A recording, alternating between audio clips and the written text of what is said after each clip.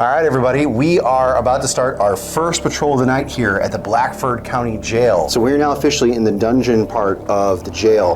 This is where they would bring down the rowdy members and the violent members. If they couldn't get them to calm down, they would lock them in here with the dirt and concrete. We're gonna go ahead and send Rex here into one of these rooms because he was so graciously to be voluntold he's gonna do this. So thanks for volunteering there, Rex. I really feel like we're going through like a tunnel to hell, don't you? It's as above, so below. Exactly, that's what I'm kind of worried about. Nothing bad happened to those guys. Here a girl got bit. She had a bite right there. Human looking bite, but small, really small. See that right there? What's that look like? Like a little boy, right? Is there anybody in the cell with me? A bunch? This is the part where you get drug off into the dark. Well, that makes me feel great. Dude, I just felt like something's coming up on me here to the left. Nope, I'm noping out of here. I'm out of here. I'm heading out like a fetus. Not doing that. Oh! One night when I was laying in bed upstairs, this big guy walks into my room like he owned it. About third step in, I realized he wasn't real. He walks to the foot of my bed, turns, walks a couple steps, bows just a little bit, looks right at me. You've done a really good job taking care of this place. How many years were you the sheriff here? 5 years? Had a whole slew of different criminals ranging from minor misdemeanors, some drinking activity, all the way up to murders and even notable bank robbers. What I can tell you for sure is there's definitely something here, something that's paranormal that's happening. All right, ready to go, Scott? All right, let's roll. My name is Scott McCafferty, and I'm a mental health professional by day and a paranormal investigator by night. Over the past 11 years, I've been learning to take the skill set of helping others and apply it to my ongoing investigations into the paranormal. With my buddy Rex and an assortment of friends and family, I am on a mission to contact the echoes of history and potentially solve the mysteries they left behind.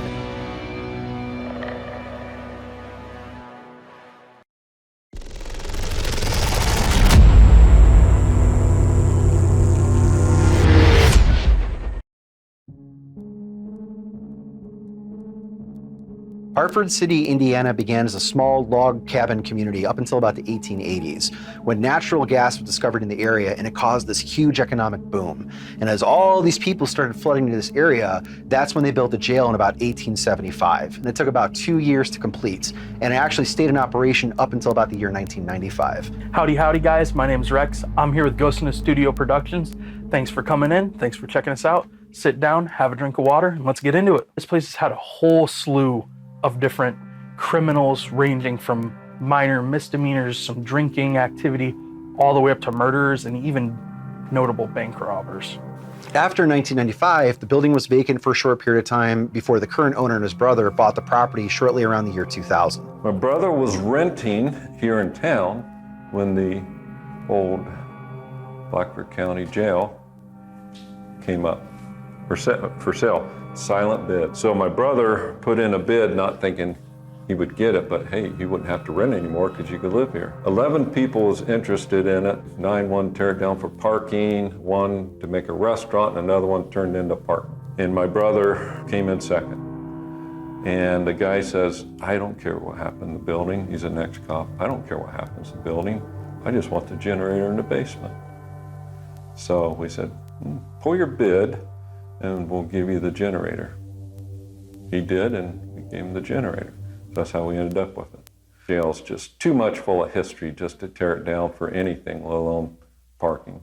Now, shortly after Dan moved into the location, the hauntings didn't start right away. It took a little bit of time. In fact, it took until he started renovating the building and trying to fix it up and restore it. That's when a lot of the paranormal activity started occurring. Now, this is not uncommon in a paranormal phenomena.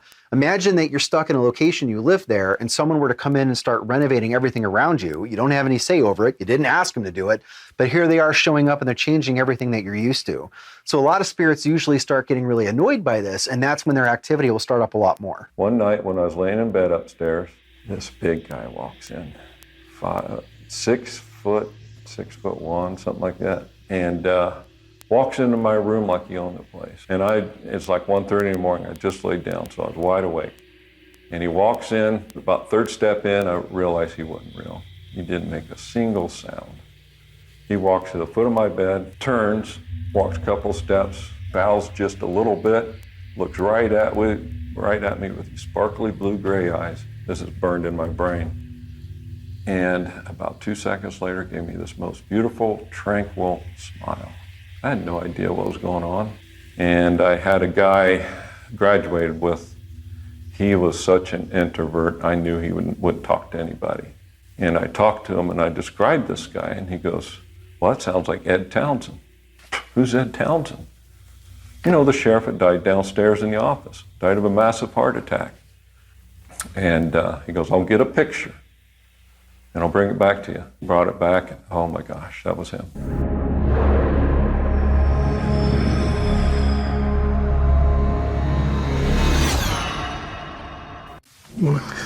All right, everybody, we are about to start our first patrol of the night here at the Blackford County Jail in Hartford City, Indiana. I had to remember because this is our second of 2 back-to-back paranormal investigations. Rex is rocking a new camera here to go ahead and do some POV shots. I've got a POV one as well. We are going to be heading down into the dungeon for our first patrol to start doing a spirit box session. That is where a picture has been seen of a little boy's spirit. We're going to also be taking a camera down, taking a bunch of snapshots. We've now got 4 cameras that we are running across the building right now for Catacombs. We've got our first one that is up in the attic area covering where the little girl Laura has been seen. Also the noose where they actually used to hang people from. We've got our second camera that's here in the second floor bedroom. This is where the sheriff has been seen walking into the room as a full-bodied apparition. We have our third camera here that's in the first cell block. This one is filming several different cells where a whole bunch of different activities supposedly happen, also where some of the more historical incidents have been. And then our fourth camera is right here down in the dungeon area filming where this little boy spirit has been seen. All right, ready to go, Scott? All right, let's roll. There's the mannequin that has scared the crap out of us 3 times tonight. Yeah, she's gonna catch a quick right hook eventually. Yep. All right. This is where I figure out if I brought a flashlight or not. Ah, success. Good job, Scott. These are definitely conjuring staircase. Yeah, they are. You know what you're gonna love down here too? I don't know if you were paying attention. Did you see all the spider webs? Shut up. Whole slew of activity down here. Shadow figures, pebbles being thrown at people, reported of, people being scratched. But the one that caught my attention was the Native American spirit known as the Pukwudgie. We do have what's called, now I don't know what Indian tribe, a Pukwudgie. And I guess they're referred to as little people, and they're jokesters in most of the Indian tribes we've heard. And we didn't know anything about them till we saw one here. And it was right next to that pole over there. And it was a camera crew came in, and he shows his stuff at IMAX later on, Dan T. Hall. But I don't know if it was Dan or another camera guy, had his camera and he went like this. Well, when he went like this, the camera guy didn't see the Pukwudgie there, nor did the editor editing somebody standing over the editor's shoulder. So it was small, it was grainy, but you can see as he swings the camera, the Pukwudgie goes. So we're now officially in the dungeon part of the jail. This is where they would bring down the rowdy members and the violent members. If they couldn't get them to calm down, they would lock them in here with the dirt and concrete walls here. Also, these walls are mostly limestone, we found out, which is good for conducting electromagnetic energy and spirit energy. Down here is where we're going to be going into the cave system. This is where additional rooms for cells used to be, but most of them have been bricked over. But we're going to go ahead and send Rex here into one of these rooms because he was so graciously to be voluntold he's going to do this. So thanks for volunteering there, Rex. So guys, don't tell Scott, but I want to go in there. Shut up. No, you don't. I'm totally forcing you against your will. Oh no. I really feel like we're going through like a tunnel to hell, don't you? It's as above, so below. Exactly. That's what I'm kind of worried about. Nothing bad happened to those guys. No, just most of them. Down here, a girl got bit. She had a bite right there. And it was a human-looking bite, but small, really small. And so we looked at her mouth, nope. So I took my video, went right down, stopped, started taking pictures, and went right back up to show. And 1 week later, well, actually probably 6 days later, I found this picture. Okay, so I'm standing right there, same place I had my camera, See that right there? What's that look like?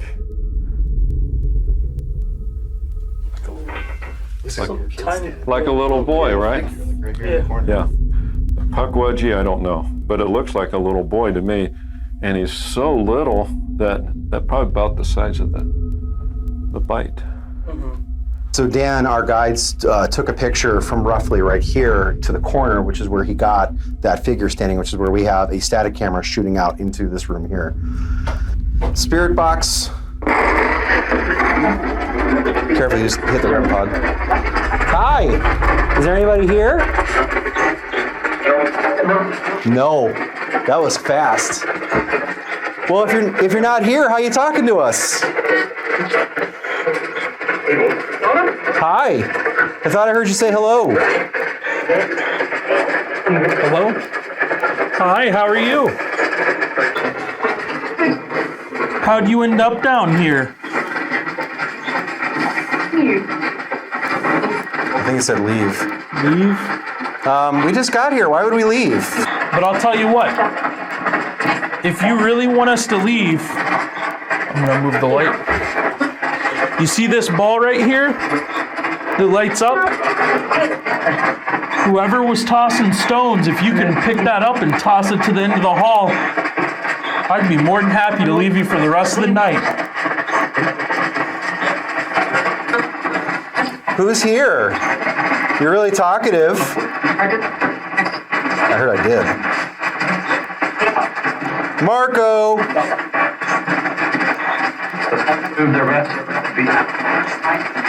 The rest? Want to try to go in? Yeah. I got my recorder in my pocket, so I'm gonna have to adjust that. All right, let's go, Spider-Man. Man Ghostens in that hat, you know he's not afraid of anything. Nope. Okay? Yep. Whew.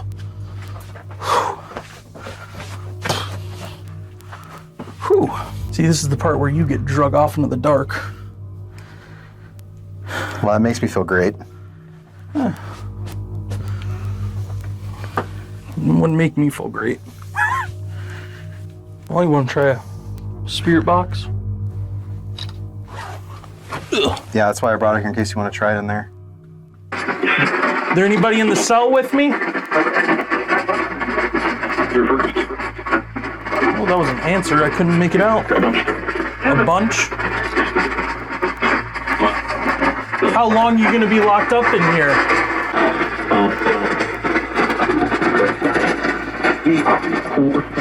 Four? 4 years?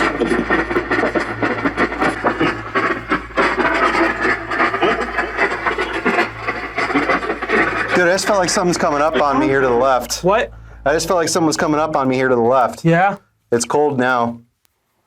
I mean, there's nothing here. I didn't feel like it was like, I felt like it was walking up to me, not walking at me. Yeah. Does that make sense? Like it Yeah.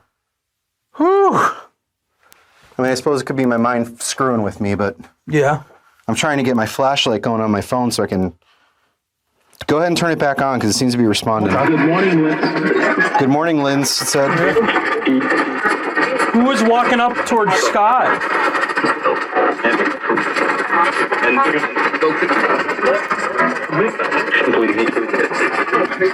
You know who's throwing stones? I think it said me. Dave? On the first floor, this is where the building separates between the jail side and the residential side. And the residential side is where the sheriff and his family would live.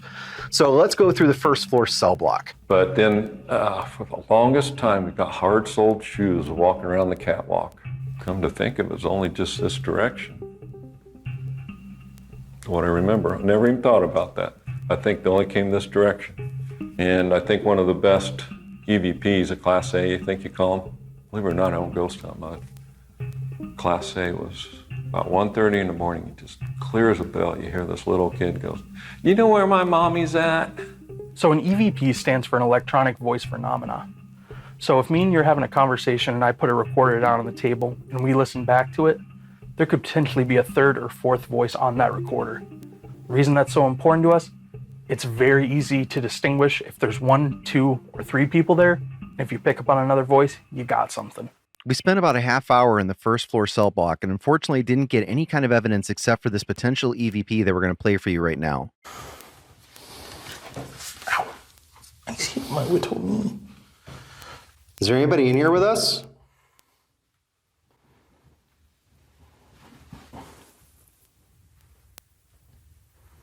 Is there anybody in here with us? Is there anybody in here with us? Is there anybody in here with us? However, this wasn't the only evidence that we got here. While Rex and I were going around the building at the start of the night setting up cameras, we managed to catch this EVP, or what possibly could be a door closing on its own. Give it a listen and let us know what you think down in the comments below.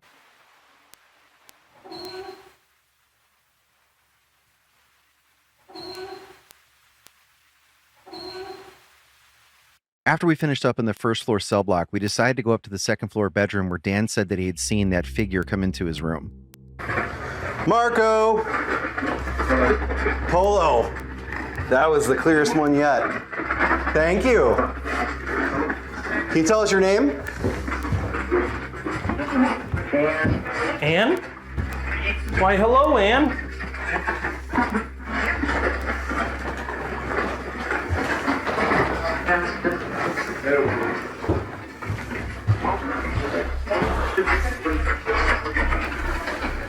None of these doors are open or closed. Closed. Oh, wow, this chair's comfy. Is there anybody in this room with us right now? No. Help. People? People? Yeah. Who people are here? Matt? I wasn't sure. Someone? Car, I think.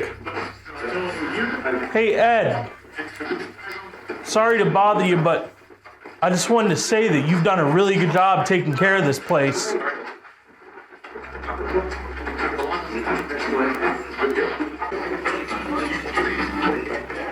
How many years were you the sheriff here? 5 years? I didn't hear it. I definitely heard 5. A bunch of gibberish. Yeah, I'm not hearing much of anything. You wanna keep going? Yeah. All right. You wanna go see Laura?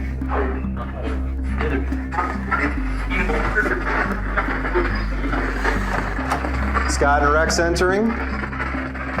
Marco. Marv, I'm coming up. Dude, What? the cat ball's going off. Well, you gotta realize the steps might be very shaky. Well, stop moving then. They're still going off. Last but not least, you come to the attic. Now, this is actually kind of the saddest story, even though we don't have tons of details. But supposedly, the person that haunts up here is said to be a little girl, and I believe her name is Laura. People have heard a child giggling up here. They've heard child voices. They've left a creepy doll up here for her to be able to play with. And it's not uncommon to hear footsteps on the stairway and what sounds like somebody skipping around throughout the attic. So Rex and I are downstairs through various parts of the night, either going through the dungeon, sitting in our base, or just roaming around on the first floor. Our 2 interns up here actually start having some very interesting activity. So remember, Boo Buddy reacts to anything that touches him and any kind of temperature fluctuations. Spooky the cat will react if anything touches him. Now watch what happens while we're not up here. Perfect. Thanks for making it cooler.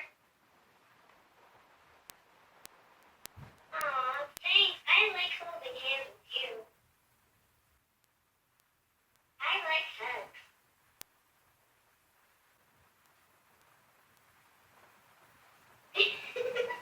That tickles.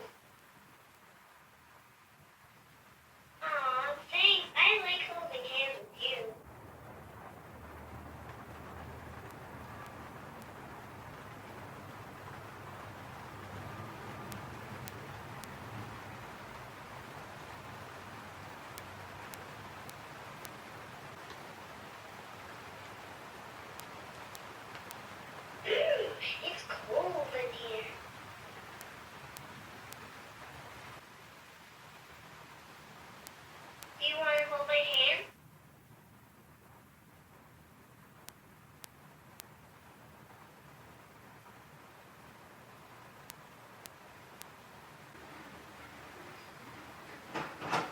Scott and Rex entering.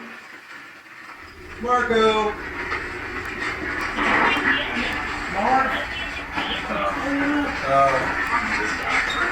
Dude, look, the cat ball's going off. Can you stop playing with it for a sec? Dude, it's still going. Yeah? You playing with Spooky? Oh, I forgot Boo Buddy talks. Let's try something. That's Tickle. I didn't touch him. I didn't touch him. Well, being that we're doing a live.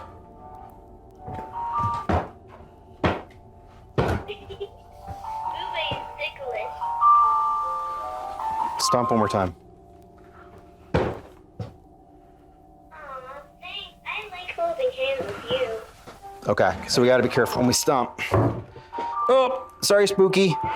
Spooky's about to fall. So Boo Buddy is apparently getting hugs. That's Tickle. Okay, that time I was not moving. Are you hugging Boo Buddy? Can you give Boo Buddy a big hug? I'm gonna go back onto the stairs. Let me know if Spooky lights up. Fix my camera here.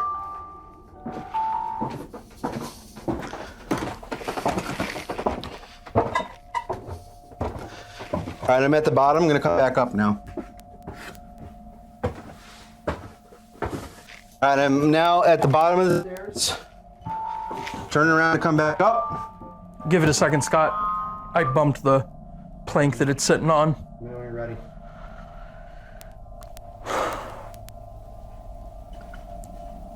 Still going? It just went off. Okay.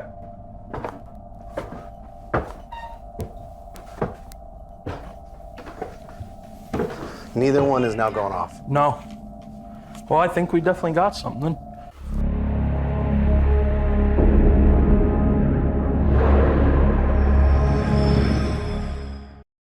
All right, so we are going to be doing our roaming Estes session, which is where, without the blindfold, I'm going to be walking around, still wearing noise-canceling headphones, trying not to look at Rex, and purely for the purposes of this experiment, not because he's gross and friggin' ugly.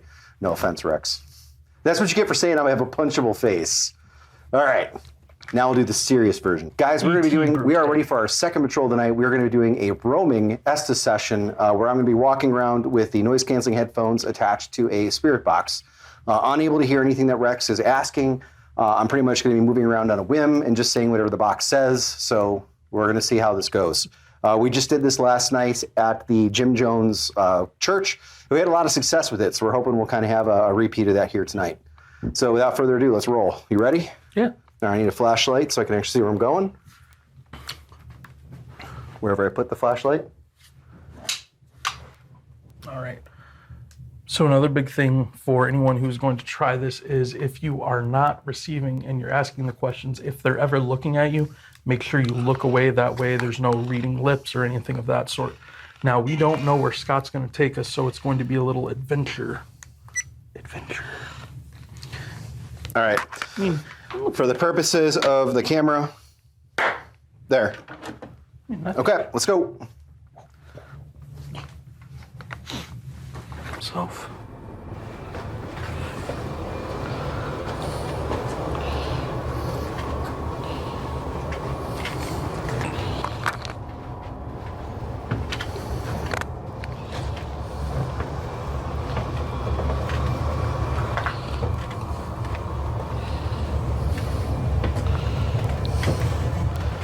Bombs away. What is the name of a short spirit Native American culture? People.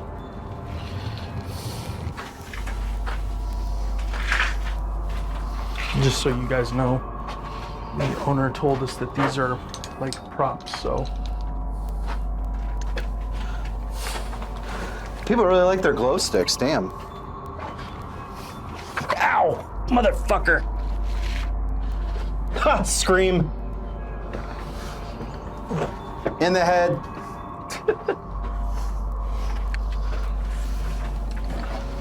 Can anybody tell me who was throwing stones?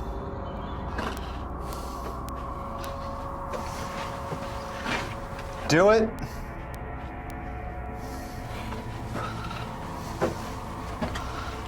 No, I don't think I'll throw stones at Scott.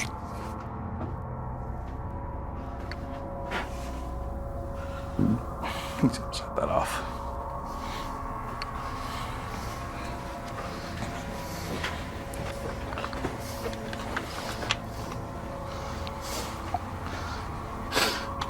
It's weird. We've gotten no voices outside by the staircase, unless by the staircase.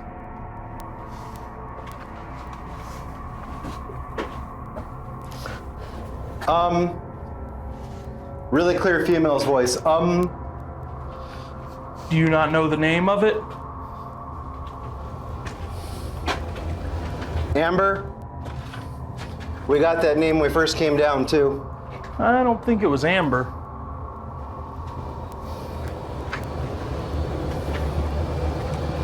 Some people seem to think. I know. Some people seem to think the owner opened up a portal when he dug this hole over here. Is that true?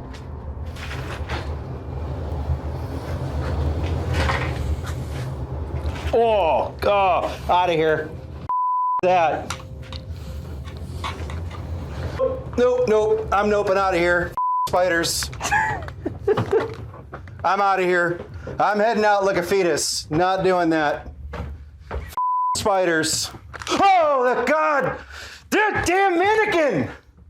That damn mannequin! The most terrifying thing happened on this investigation. The most compelling, horrific thing I've ever experienced in my entire life. Scott goes, "Oh my God, there's a spider," and freaks out like he's getting attacked by Shelob from Lord of the Rings. So we're coming up the steps, and standing in the corner, a full-body mannequin staring back at us. Scott lets out a blood-curdling scream. I put my hands up ready to fight. Truly horrific. I don't think I can talk about it anymore, Scott. It got me again! It got me again! Damn you! Oh! My pants are heavy now. Oh! I was expecting you because I was running from the spiders. I want to punch her so bad. I don't hit women. It says don't move, mannequin. It doesn't say anything about don't punch the mannequin. God, my heart is going now. Scary.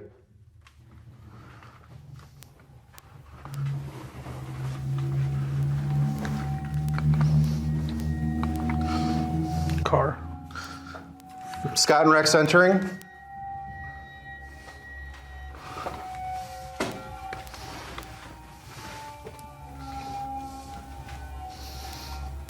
Is there anybody in the cell block? Skip him. Eric? Eric, okay. Can somebody tell me why Eric and Patrick are in the cell? Doug. Doug. Dave. I'll leave him up here too long. So if stuff's happening. I don't think I should move that painting if that's what you're referring to. What's behind the painting? Husband. Coming up. Hard.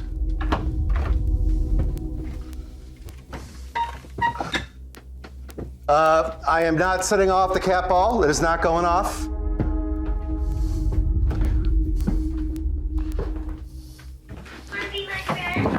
Whoa. Back seat.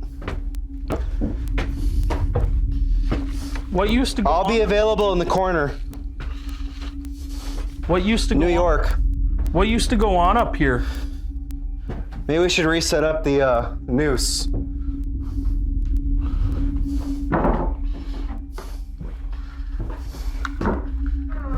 That time it was me. Yeah, but it was not you that was holding hands with the booth. Literally.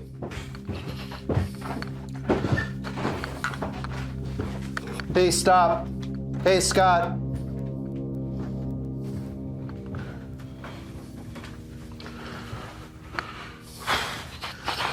Let's go to the women's cell block. It's the last one we haven't been to yet, and then I want to come sit in here for a few minutes. Look, you guys might go ahead and laugh at me for flicking off a mannequin and then getting yelled at by spirits, but I'll tell you what, that got me so many times that night, and I know she got Rex a couple times. So again, put yourself in my shoes. You're in a haunted jail, you're walking around, it's dark everywhere, and all of a sudden you see this 6-foot-tall humanoid figure coming at you in the dark. And yes, I still say she was coming at me, and I don't care what you guys say. I was there and you weren't. Give her a hug. Ha ha ha. Ugh. At least they got a good sense of humor. You've been warned. That was creepy. You've been warned. It's exactly what it sounded like. That was creepy. All right. I will not flick off the mannequin. I apologize. Up. Yep. Help. How do we help you? By letting me out. Where are you at?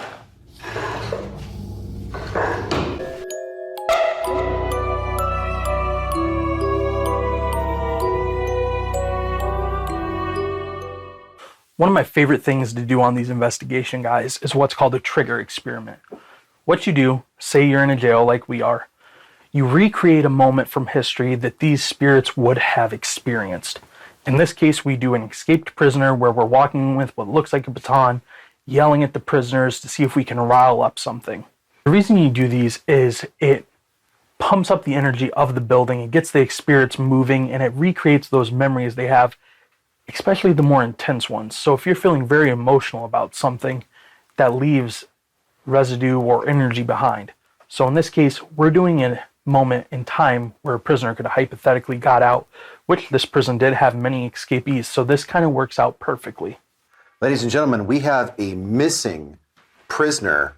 So we are going to go into the lockdown mode right now and try to figure out what happened to this missing prisoner. All right, we got somebody missing. Code Brown. Code Brown. Return to your cells. Return to your cells. Take a seat. All right, let's count for everybody.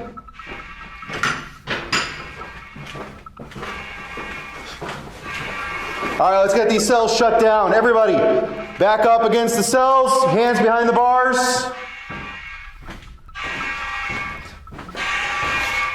Let's go ahead and turn that alarm off. When I walk by your cell, you're to give me your name. Cell number 1, are you here? Cell number 2.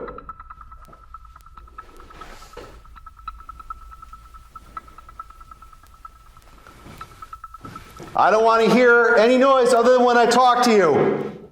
What's your name?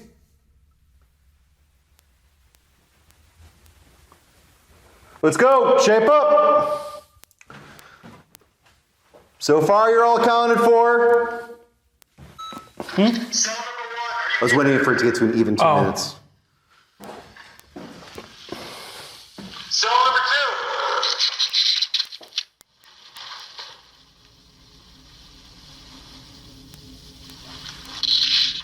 I don't want to hear any noise other than when I talk to you. What's your name?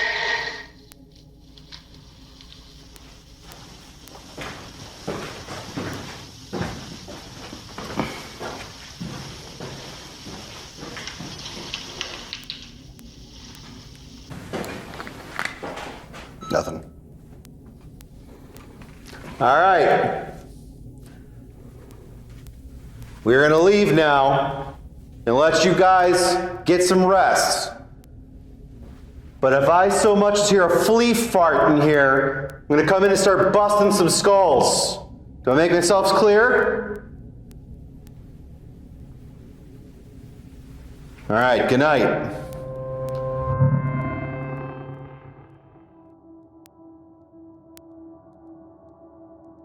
looking back on our investigation in the old Blackford County Jail, I'm kind of two minds about how this investigation went. On one hand, I'm frustrated because it felt like when Rex and I were walking around doing our experiments and doing our various devices and doing our different patrols, we didn't really get a whole lot that we could hang our hats on and say this was a truly awesome experience.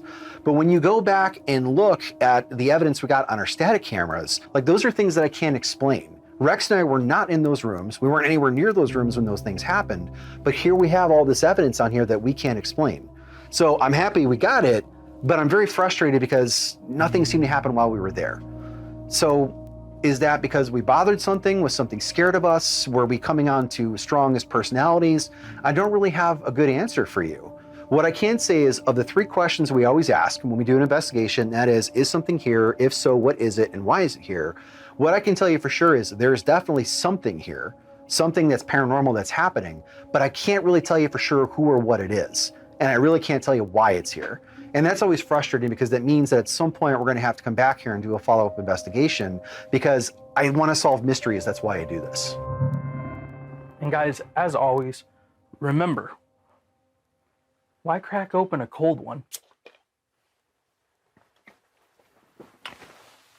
when you could crack open an old one? Remember to like and click on another video, or Cthulhu will get you.